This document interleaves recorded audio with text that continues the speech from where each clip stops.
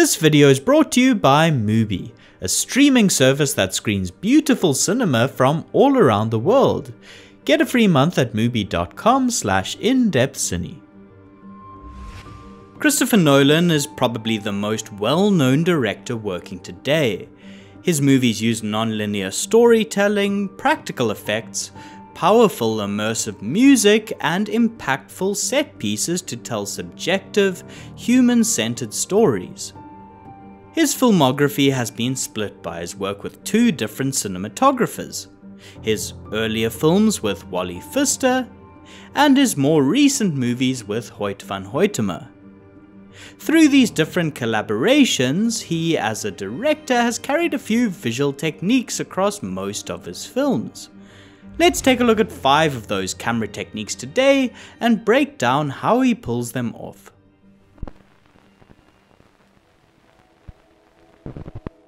An important creative choice when making a movie is considering what aspect ratio or dimensions it should be filmed in. The two most common ratios for cinema are 1.85 to 1, which is pretty close to the 16:9 ratio which you'd see on YouTube, or 2.40 to 1, which is more of a widescreen image with black bars on the top and bottom of the frame. Although other ratios such as 1.33, 1.66, or 2 to 1 also exist. Filmmakers will almost always decide on using one aspect ratio for the entirety of the movie. One trademark of Christopher Nolan's films is that he often cuts to shots with two different taller or wider aspect ratios during the movie, and even sometimes during the same scene. The reason he does this is because he likes to use the native aspect ratios without cropping from the two different camera formats he shoots on. These formats are either the wider anamorphic format or the taller IMAX format. The anamorphic format uses specially designed lenses which capture images with a squeezed compression that can later be de-squeezed to arrive at a highly resolved widescreen look. IMAX, on the other hand, uses regular spherical lenses, however captures images on gigantic pieces of 65mm film which are 15 perforations wide, providing a taller aspect ratio and wider field of view at an unparalleled resolution quality. Our film tries to take you into his experience, and IMAX for me is a portal into a level of immersion that you can't get from other formats.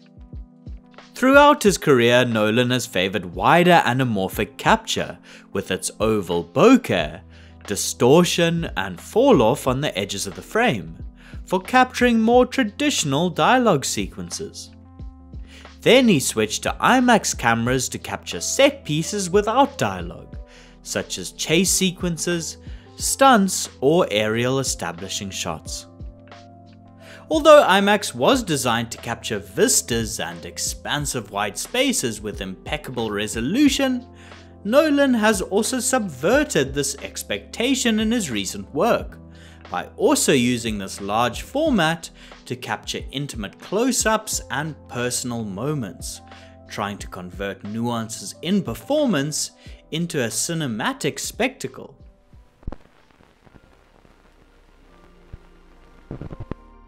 There are 3 different ways or axes to position and move the camera: pan, tilt, and roll.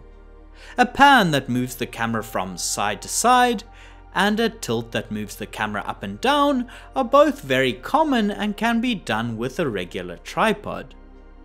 The third axis of movement, roll, is however much more unusual and infrequently used.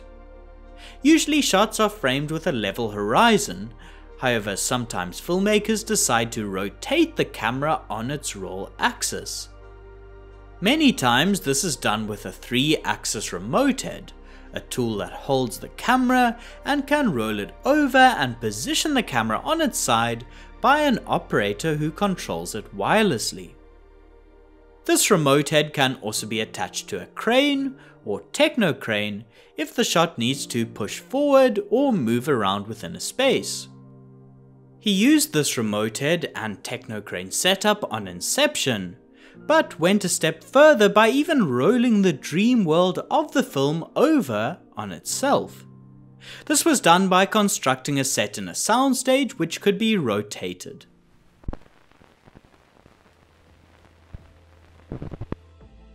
An aspect of his blockbuster filmmaking that Nolan is well known for are his use of vehicles in big chase or action set pieces. When filming these sequences, he'll mainly stick to using two camera techniques. Firstly, he'll lock off the camera in hard-mounted shots attached to the vehicle. Or secondly, he'll use an arm car or some kind of tracking vehicle to get shots that move on the road with the picture car.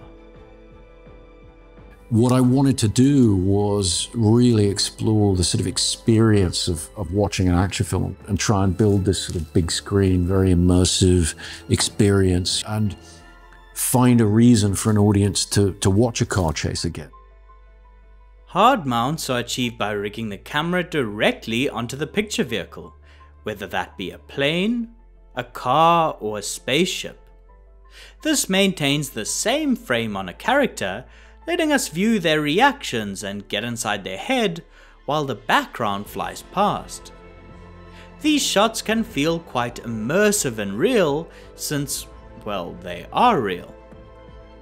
Audiences are placed directly in the cockpit or driver's seat and feel all the little realistic vibrations and reflections as the vehicle moves.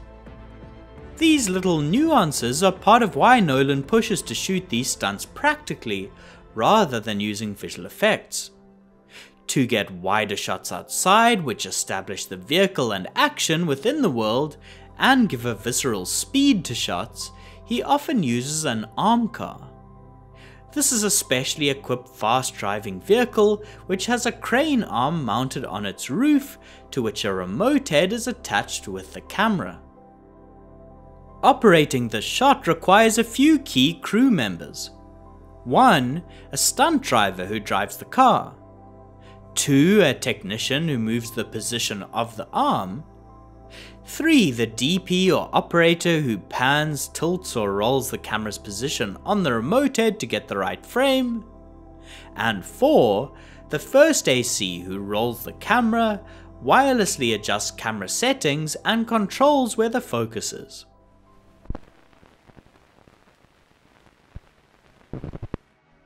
Unlike most productions nowadays that opt to shoot on digital cinema cameras, Christopher Nolan has a deep love for shooting on film, whether that be 35mm or large format 65mm stock. Film, I think, is uniquely suited to pulling an audience into a subjective experience. Film gives you a depth to the image I find inherently more emotionally powerful, more accessible. He favours the way that the emulsion captures colour, or in the case of black and white, how it captures monochromatic hues. He's used this on movies like Memento and Oppenheimer as a tool to delineate between the different timelines as the movies weave around their non-linear narratives. This black and white work has always been captured in different gauges of Eastman XX, from 16mm on Following, to 35mm on Memento, and even getting Kodak to specially upsize the film to 65mm for Oppenheimer. The rest of his color work he's captured on Kodak Vision stocks, mainly using 50D or 250D to capture exterior scenes in natural sunlight, and 500T for darker interiors or night scenes. Although the grain is a large part of the film look, because he normally captures in either Anamorphic or Imax, which both have very low visible grain, his movies tend to have a fairly clean look, with the exception being his debut feature which he shot on the more inexpensive but grainier 16mm format.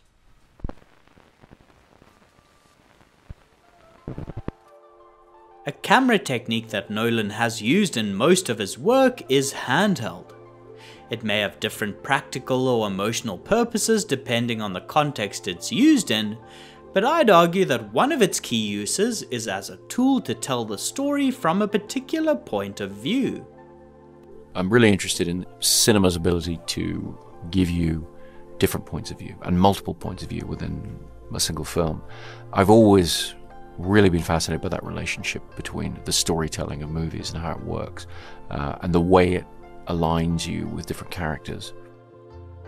Shooting a far-off aerial landscape presents the frame and establishes the space from a more detached, objective point of view, whereas a subtle handheld camera shooting over a character's shoulder places the audience subjectively right in the shoes of the character.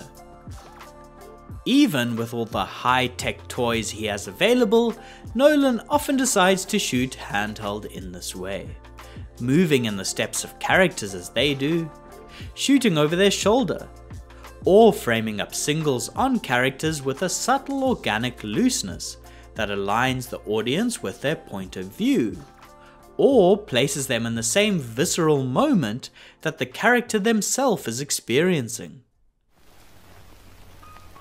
If you're a fan of Christopher Nolan and want to discover a host of other creative and innovative directors, you can do so on MUBI, today's sponsor. MUBI is a streaming service which is perfect for those interested in seeking out interesting, entertaining and critically acclaimed movies from a variety of film festivals around the globe. One of those festivals which recently took place was the Venice Film Festival. As a side note, I'm happy to announce that a film which I shot, Carissa, recently premiered at this year's festival in the Orizzonti section. So I decided to check out another of last year's selections streaming on MUBI, which also featured in the Orizzonti section, Gasoline Rainbow. This is a beautiful coming-of-age road movie from the directorial duo the Ross Brothers that captures the kind of real, free-form joy of youth with beautiful and at times spontaneous camera work. If you want to check out a fantastic selection of streamable cinema, you should head over to MUBI. You can try MUBI free for 30 days at mubi.com/indepthcine. That's mubi.com/indepthcine for a whole month of amazing cinema for free. Hope you enjoyed the video. As always, thanks to all of you for supporting the channel by watching, commenting, and especially to those that get the videos early on Patreon. Otherwise, until next time, thanks for watching and goodbye.